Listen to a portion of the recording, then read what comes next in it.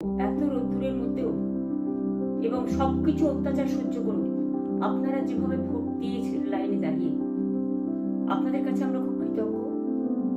আমি আমার কর্মীদের কাছেও খুব কৃতজ্ঞ, যারা জীবনপণ লড়াই করে অনেক অত্যাচার সহ্য করে সেন্ট্রাল ফোর্স এবং এখানকার ফোর্স সবার যৌথ অত্যাচার সহ্য করেও টোটাল সমস্ত machinery government of India, prime minister, home minister থেকে শুরু করে পুরো গভর্নমেন্ট অফ ইন্ডিয়া এবং 19টা রাজ্যের বিজেপি নেতাদের এবং অর্থ ভান্ডার, শক্তির ভান্ডার, বন্দুকের ভান্ডার নিয়ে যারা বাংলার মানুষকে জব্দ করতে চেয়েছিলেন, জব্দ তারা কিন্তু ভোট বাক্সে হয়ে গেছে।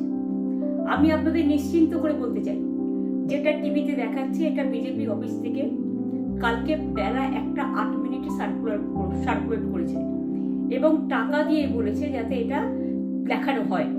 তার কারণ হচ্ছে আমার কাছে স্পেসিফিক ইনফরমেশন এসেছে 1:08 আমি কোনো একটা প্রেস মিডিয়ার থ্রুতে পেয়েছি এবং সেই ইনফরমেশনে দেখা যাচ্ছে তারা পরিষ্কার বলছে ফোর্সফুলি তোমায় করতে হবে, এটা তোমাকে এর মধ্যে যাওয়া যাবে না। কারণটা আসলে জানেন আপনারা, আমরা 200-300 পেয়ে যেতে পারি, 226 ক্রস করবো 2026-এ। মানুষ যে বিপুলভাবে ভোট দিয়েছে আমার তাদের প্রতি পুরো ভরসা, বিশ্বাস, আস্থা আছে। এবং ওরা কালকে এটা করিয়েছে প্রেসকে দিয়ে, তার কারণ গদি মিডিয়াকে দিয়ে, তার কারণ হচ্ছে ওরা তো আপনারা জানেন ইডি, সিবিআই, ইনকাম ট্যাক্স সবাইকেই চমকায় এবং সেন্ট্রাল ফোর্সের ব্যবহার কাল করেছে এবং তাতে যে নতুন পুলিশগুলো অ্যাপয়েন্টমেন্ট হয়েছিল যারা আমার হাতে ছিল না, তারা ভীষণ মেয়েদের মেরেছে, বাচ্চাদের মেরেছে।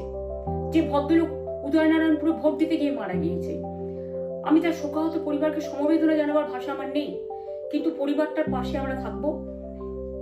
এবং যে তৃণমূল কংগ্রেস কর্মীরা এমনকি সাংবাদিকদেরও মেরেছে, আমি যেখানে ছিলাম ভবানীপুরে চক্রবেড়িয়ায়, আমি বাচ্চাদেরও মেরেছে, মহিলাদেরও মেরেছে, একতরফা মেরেছে। যাদের তৃণমূল কংগ্রেসরা জীবন দিয়ে লড়াই করেছেন, মার খেয়েছেন, তবুও তারা এলাকা ছেড়ে যাননি। অনেককে ইচ্ছে করে অ্যারেস্টও করা হয়েছে যাতে তারা এজেন্ট হিসেবে কাজ করতে না পারে। বিশেষ করে ভাটপাড়া, জগদ্দল, নোয়াপাড়া, এরকম অনেকগুলো জায়গা আছে। এমনকি আমাদের এখানেও ভবানীপুরে সারা রাত ধরে রেড হয়েছে। আমি সারা রাত 2 দিন ধরে দু রাত ঘুমাইনি। তাই আপনাদের কাছে বলবো, ওটা বিজেপির চক্রান্ত এবং বিজেপি এত করেও মানুষের অধিকার থেকে মানুষকে বঞ্চিত করতে পারলো না এবং তাই বিজেপি শেষ খেলাটা খেলেছে প্রেসকে দিয়ে, যাতে উল্টো পাল্টা বলে আমাদের মনোবলটা কর্মীদের ভেঙে যায়, মানুষের মনোবল ভেঙে যায়, শেয়ার বাজারে ধস নামবে আসল সত্যিটা বেরোলে। সেই জন্য শেয়ার মার্কেটকে সান্ত্বনা দিতে গিয়ে, এটা আমার কাছে স্পেসিফিক খবর আছে, এইটা করেছে। এবং আমি পরিষ্কার বলছি, 2016তেও সেম জিনিস হয়েছে, 2021এও সেম জিনিস হয়েছে।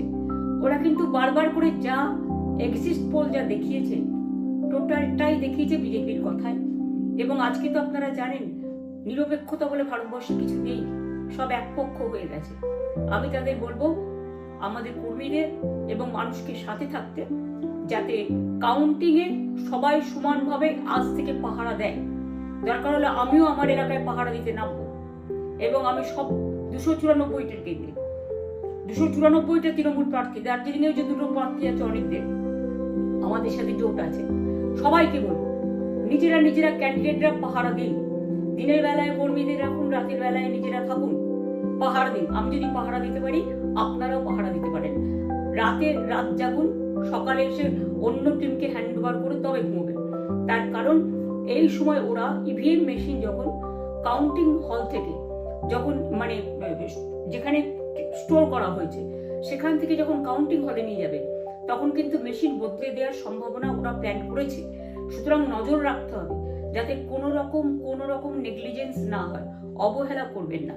আর কাউন্টিং এমন ভাবে করবেন, এমন যোগ্য লোককে দেবেন লাস্ট অব্দি। আমি যতক্ষণ প্রেস কনফারেন্স করে না বলবো ততক্ষণ কেউ কাউন্টিং টেবিল ছাড়বেন না।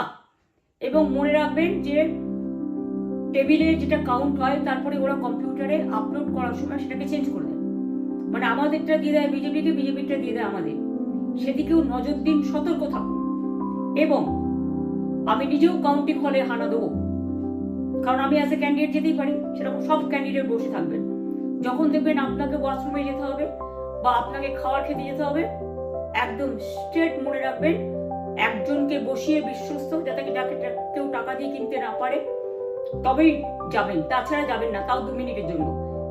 এত কষ্ট করেছেন, এইটুকু কষ্ট কিন্তু করতে হবে বাংলা মায়ের জন্য, বাংলার মানুষকে বাঁচানোর জন্য, বাংলার মানুষের অধিকার রক্ষার জন্য। আর একটা কথা বলি, সবাই শান্ত থাকবেন, সংযত থাকবেন, দিদির প্রতি ভরসা রাখুন, বাংলার মানুষের প্রতি ভরসা রাখুন। আমাদের মামাটি মানুষের সরকারই আমরা গঠন করছি এবং করব। নিশ্চিন্তে থাকুন, নিশ্চিন্তে শান্তভাবে সংযতভাবে থাকুন। বিজেপি যতই ভাবুন, ভেবেই বসে থাকুন, আর যতই অপপ্রচার করুন, মনে রাখবেন জবাব পাবেন 4 তারিখে সন্ধ্যের মধ্যে। অপেক্ষা করুন। নমস্কার, ভালো থাকবেন। অনেক অনেক জয় হিন্দ, জয় বাংলা।